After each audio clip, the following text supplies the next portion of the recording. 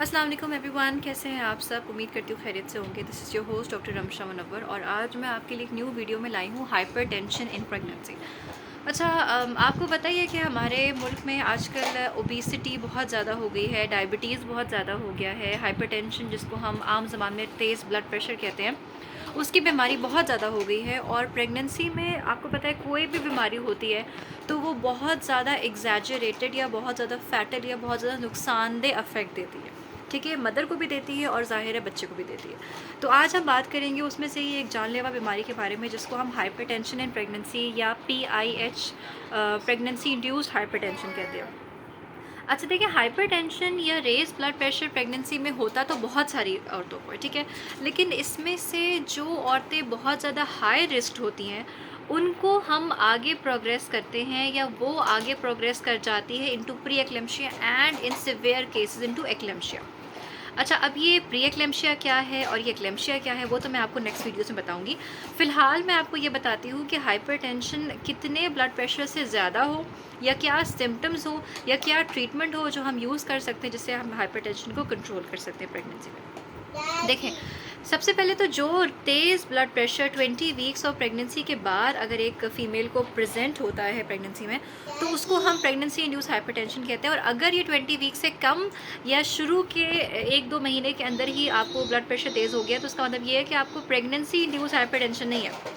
ये हाइपरटेंशन आपको हमल से पहले भी थी लेकिन अब ये ज़्यादा मद्देनज़र आना शुरू हो गई है। ठीक हो गया। दूसरा ये है कि इसमें कॉजेज़ या सिम्टम्स पेशेंट को क्या क्या, हमारे पास पेशेंट्स आते हैं जो कहते हैं कि हमें यही सिम्टम्स हैं तो फिर हम उनको नेक्स्ट टेस्ट की तरफ लेके जाते हैं। देखिए, सबसे बड़ा जो सिम्टम है, जो सबसे अलार्मिंग सिम्टम होता है ना हाइपरटेंशन इन प्रेगनेंसी का, उसमें ये होता है कि जो टेम्पल्स होते हैं ना हमारे बायलैटरल टेम्पल्स, वहाँ पे पेशेंट कहती है बहुत सिवियर पेन होता है। ये वाला एरिया जकड़ा हुआ होता है, हमारे पट्टे जकड़े हुए होते हैं, उल्टियाँ आती हैं, बहुत सिवियर आती है और प्रोजेक्टाइल यानी एकदम से हमें उल्टियाँ आना शुरू हो जाती हैं। इसके साथ साथ ब्लरिंग ऑफ विजन होती है, आगे धुंधला महसूस होता है, छाती में जलन फील होना शुरू हो जाती है, लगता है सर चकरा रहा है, फोकस नहीं हो पा रहा होता, ब्रेन फॉग होता है, कुछ भी करते हुए आप डिजी फील कर रहे होते हैं या आपको चक्कर आ रहे होते हैं। तो ये वो सिम्टम्स होते हैं जो पेशेंट जिसके साथ प्रेजेंट करती हैं और फिर हम उनको टेस्ट के साथ डायग्नोज करते हैं, फिर उनके वर्कअप करते हैं कि उनको हाइपरटेंशन है या नहीं है। अच्छा, अगर तो आप में से किसी एक को इस तरह के कोई भी सिम्टम है तो फ़ौरन अपनी गायना के पास जाएँ, अपना ब्लड प्रेशर चेक कराएं। और अगर तो आपका ब्लड प्रेशर, मैं आपको 3 रीडिंग्स बताती हूँ, माइल्ड, मॉडरेट, सिवियर। अगर इनमें से कोई भी आपको लगता है कि आप किसी कैटेगरी में लाई करती है, माइल्ड में, मॉडरेट में, सिवियर में, तो कुछ आपको मैं बताऊंगी आपके प्रिकॉशंस जो आपने फॉलो करने हैं, कुछ ट्रीटमेंट्स हैं जो आपने फॉलो करनी है जिससे आप बीपी को कंट्रोल कर सकती हैं और जो एडवर्स इफेक्ट्स हैं आप पे और बेबी पे वो आप मिनिमल कर सकते हैं। अच्छा, अगर तो आपका बीपी सबसे पहले 140/90 से ज़्यादा है लेकिन 150/100 से आपका बीपी कम है, यानी 140/150, 90/100 पे आपका बीपी लाई करे, दैट इज़ माइल्ड हाइपरटेंशन। ठीक हो गया। अगर तो आपका बीपी 150/100 से 160/110 पे लाई करता है तो दैट इज़ मॉडरेट हाइपरटेंशन।